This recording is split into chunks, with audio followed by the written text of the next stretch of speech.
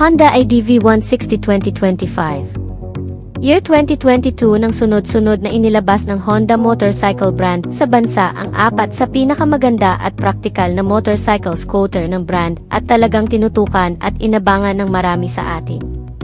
Ngunit habang tumatagal ang panahon ay mas tumataas ang demand ng mga tao sa mga motorsiklo. Naghahanap ng mga bagong panlasang motor na kung saan ang dating satisfied sa mga Honda motorcycle ay nakukulangan na sa mga moderno at teknolohikal na mga katangian. Sa paglabas ng mga bagong motorsiklo mula sa China dapat kung saan nagbigay ng mas kapaki-pakinabang na gamit sa mga taong naghahanap ng mas moderno at napapanahong mga transportasyon. Kaya naman ang Honda matapos na inilabas ang Honda PCX na may bagong update sa features. Ilalabas na rin ang bagong Honda IDB 160 2025 model ang bagong bersyon ng IDB na kung saan gaya ng Honda PCX ay gagamit din ng makabagong sistema na RoadSync ang bagong premium dual sport scooter na ito. Ay magbibigay ng mas ligtas subok at mas magandang biyahe sa loob at labas ng kalsada, kabilang dito ang mga panibagong specs and features sa pangkaligtasan at pangsiguridad na ilalagay sa bagong modelong ito. Kasama pa rin dito syempre ang Honda Selectable Torque Control pati na rin ang anti-lock braking system. Kung sa dating modelo, ito ay naka-single channel anti-lock braking system lamang. Sa bagong modelo ng Honda IDB na ilalabas ngayon ay magkakaroon ng dual channel type na klase ng ABS. Meron sa harap at meron din sa likod na ABS o anti-lock braking system. Meron pa rin ang bagong modelo na Honda IDB ang anti-theft alarm features at ang smart keyless entry na ignition system.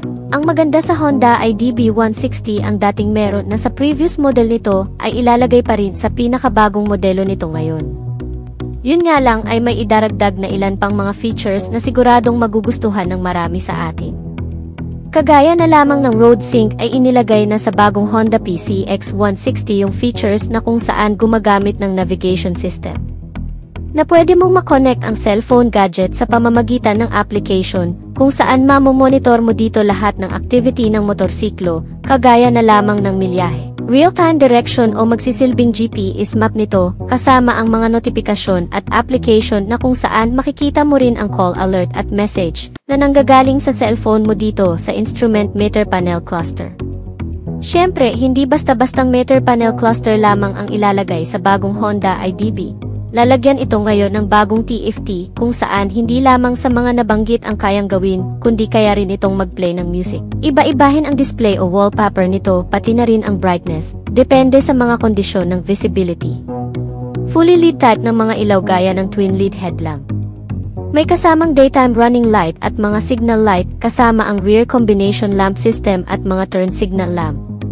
Ang makina nito ay pinapagana pa rin ng 160 cubic centimeter displacement capacity na may single cylinder, 4 bulbs at single overhead camshaft, ESP Plus engine, naka-liquid cool type, at program fuel injected type na fuel supply.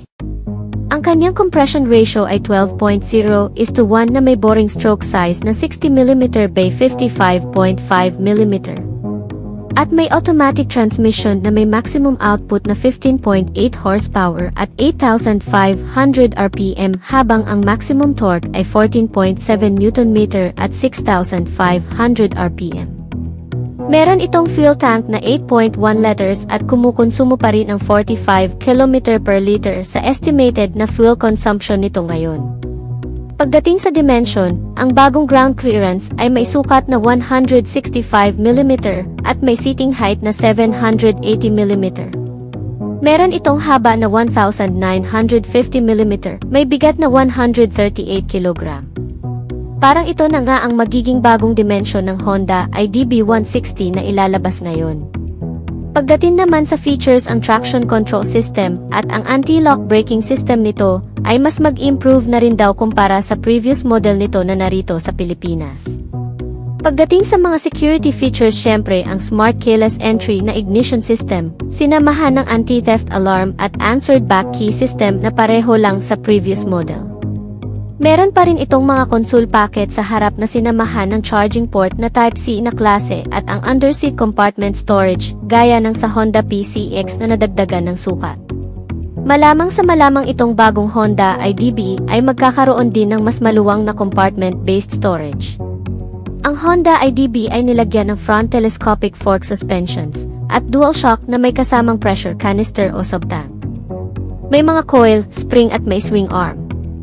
Ang traditional na taris nito ay perfect para sa kahit anong klase o kondisyon ng kalsada ay mananatili pa rin sa bagong modelong ito na maisukat sa harap na 110 by 80 by 40. Sa likod naman ay meron tayong size na 130 by 70 by 13, all tubeless na rin with cast alloy wheels. Adjustable din ang windscreen protector o ang babaguhin ng kaunti ang itsura ng frontal face design nito. Yan ang magandang abangan natin ngayong taon mga ka-Wizard Moto, baka maging ang handle nito ay maging fully covered gaya ng sa bagong Honda PCX 160. Halos pareho din ang magiging engine specs nito sa Honda PCX Road Sync na inilabas. Kaya malamang sa malamang this 2025 ay isusunod na itong Honda IDB 160 Road Sync. Sigurado mga ka-Wizard Moto ay abangan na naman ito ng marami na tuluyang dalhin sa Pilipinas at sigurado rin na magiging sold out na naman ang kasa nito. Mawawalan ng stock panigurado yan, pero sana naman kung sakaling ilalabas na nga itong bagong Honda IDB 160 2025 Model Road Sync version ay hindi mas magiging mahal ang presyo nito.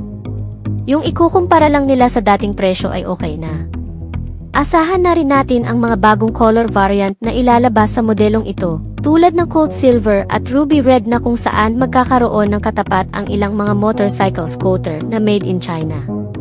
Yan ang abangan natin kaya make sure na mag-subscribe sa ating YouTube channel. Siguraduhin ding naka-activate ang notification bell icon para maabisuhan kaagad sa tuwing may bagong video upload sa ating channel. Huwag ding kalimutan na mag-follow sa ating Facebook page. Maraming salamat sa mga solid kong subscriber. At dito na natin tatapusin ang ating video mga ka-Wizard Moto. Ride safe as always and may God bless us all.